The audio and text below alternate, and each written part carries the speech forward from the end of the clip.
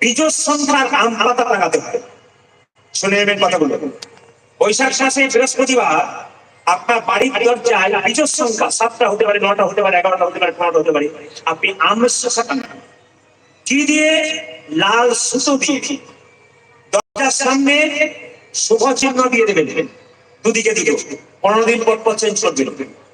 বাড়িতে বৃহস্পতিবার ধুনো দেবেন, সেই ধুনোতে যেন 7টা করে লং থাকে, লবঙ্গ যেটাকে লং বলা হয়, ওই লং দেবেন। লঙের ধুনো যদি দেওয়া যায় বৈশাখ মাসে বিরাট লাভ হয়। বৈশাখ মাসে তুলসী গাছে জলের ধারা দিতে হয়। আপনারা কারা কারা দিয়েছেন? দিয়েছেন তো জলের ধারা? যদি জলের ধারা না দিতে পেরেছেন তবে সবাই লক্ষ্য করুন, বৈশাখ মাসে প্রতিদিন তুলসী গাছে জল দিতে হয়। যারা বৈশাখ মাসে তুলসী গাছে জল দেন না, তারা তুলসী মহারানীর কৃপা কোনোদিনই পাবেন না। এই বৈশাখ মাসে অনেক দাদা ভাই বলবেন, আমরা ব্যবসা করি 3টের সময় বাড়ি আসি, দেবো কি করে? সূর্য ওঠা থেকে সূর্য ডোবা পর্যন্ত যে কোনো সময় জল ঢালতে পারে। অনেকে মনে প্রশ্ন জাগে যে রবিবার দিন তুলসী গাছে জল দিতে নেই, বৃহস্পতিবার দিতে নেই, অনেকে বলে একাদশের দিন যেতে নেই। যারা পড়াশোনা করে তারা এই কথা বলে, পরিষ্কার জেনে নিন, তুলসী গাছে প্রতিদিন জল দিতে হয়, প্রত্যেকটি দিন, কোনোদিন বাদ নাই। তুলসী মহারানীকে প্রত্যেকদিন স্নান করতে হয়। মায়েরা, বৈশাখ মাসে আপনার ছাদের উপরে জায়গা থাকলে একটা কৌটোতে করে বা বাটিতে করে জল রেখে দেবেন, পাখিরা এসে জল খাবে।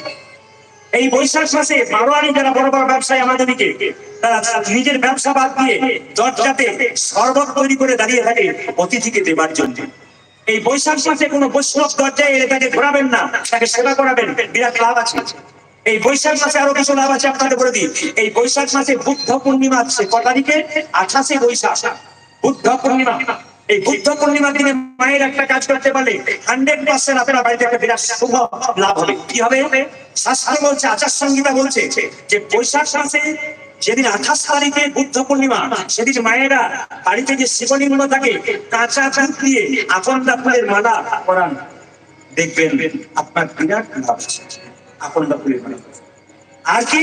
বৈশাখ মাসে গঙ্গা স্নান করুন। ভোরবেলায় ঘুম থেকে উঠে অন্তত 1 মাসের মধ্যে একদিন গঙ্গা স্নান করুন। না পারলে এই জলে স্নান করে একটু গঙ্গা জল মাথায় ছিটিয়ে নিন, আপনার লাভ আছে। এই বৈশাখ মাসে একটা লাভ আছে মায়েরা, যে যেখানে বসে আছেন, এই বৈশাখ মাসে যিনি তুলসী গাছে জল দিয়ে তুলসীর গুণকীর্তন করতে পারবেন তার লাভ আছে। তুলসী গাছের মঞ্জুরি কেউ যদি গোবিন্দের মাথায় দিতে পারে এই বৈশাখ মাসে, তবে গোবিন্দকে শোনা পাওয়াটা সমান হয়ে যাবে। ভগবানের চরণে 3টে তুলসী পাতা দিতে হয়, একটা ডান পায়ে, একটা বাঁ পায়ে, একটা মাঝে। কেন? ভগবান যখন বামন অবতার ধারণ করেছিল, নাভি থেকে একটা পা বের করেছিল, এটাকে লক্ষ্য করে 3টে তুলসী পাতা দিতে হয়। এই বৈশাখ মাসে নিরামিষ প্রসাদ তৈরি করে ভগবানের চরণ দিয়ে কেউ যদি খেতে পারে, সেবা করতে পারে, তার বিরাট লাভ আছে। এই জন্য বৈশাখ মাসে তুলসী গাছে জল দিয়ে মায়েরা পরিক্রমা করবেন। কিভাবে পরিক্রমা করবেন? সবাই ঘড়ি দেখেছেন তো? ঘড়ির কাঁটাটা যেদিক থেকে ঘোরে সেই দিক থেকে পরিক্রমা হয়। অনেকে প্রশ্ন করে কোন দিকে পরিক্রমা করবো? ঘড়ির কাঁটা যেদিক থেকে ঘুরবে সেই দিক থেকে পরিক্রমা হয়। ঘড়ির কাঁটা বাঁ দিক থেকে ডান দিকে ঘুরে। আপনি তুলসী মঞ্চ পরিক্রমা করবেন, আপনি মন্দির পরিক্রমা করবেন, সবসময় বাঁ দিক থেকে ডান দিকে করবেন। খুব মাথায় রাখবেন কথাগুলো। আপনি আরতি করছেন, প্রদীপ দিচ্ছেন ভগবানকে, নিয়ম আছে, আইন আছে, হিসাব আছে, ঠিক নেই কিভাবে দিতে হয়। ওম লেখা জানেন তো? বাংলাতে ওম যেমন হয়, বাবারা ওম জানেন তো কেমন হয়? এরকম ওম লেখাটা এরকম হয়। যখন ভগবানকে আরতি করবেন তখন ওম যেমন লেখা হয় এইভাবে প্রদীপ দিয়ে আরতি করবেন। ভগবানের চরণে 4 বার দেখাবেন, ভগবানের নাভিতে 2 বার দেখাবেন, আর ভগবানের মুখমণ্ডলে 3 বার প্রদীপ দেখাবেন। ভগবানের চরণ থেকে মাথা পর্যন্ত 7 বার দেখাতে হয়। ধূপ দেখাতে হয় ভগবানকে চরণ থেকে বদন পর্যন্ত, নিচে উপরে করে 7 বার ধূপ দেখাতে হয়।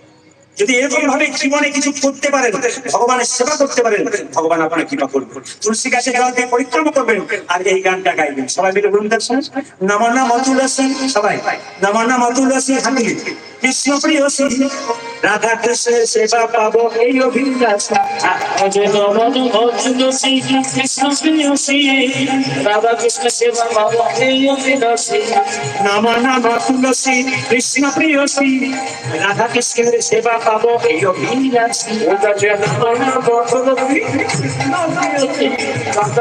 সেবা পাবো যে তোমার নামে মনোবাঞ্ছা পূর্ণ হয়, যে তোমার নামে মনোবাঞ্ছা পূর্ণ হয়, তোমার নামে মনোবাঞ্ছা পূর্ণ হয়, তোমার নামে মনোবাঞ্ছা পূর্ণ হয়। করে পরমরি বৃন্দাবন আজ যে তোমার নামে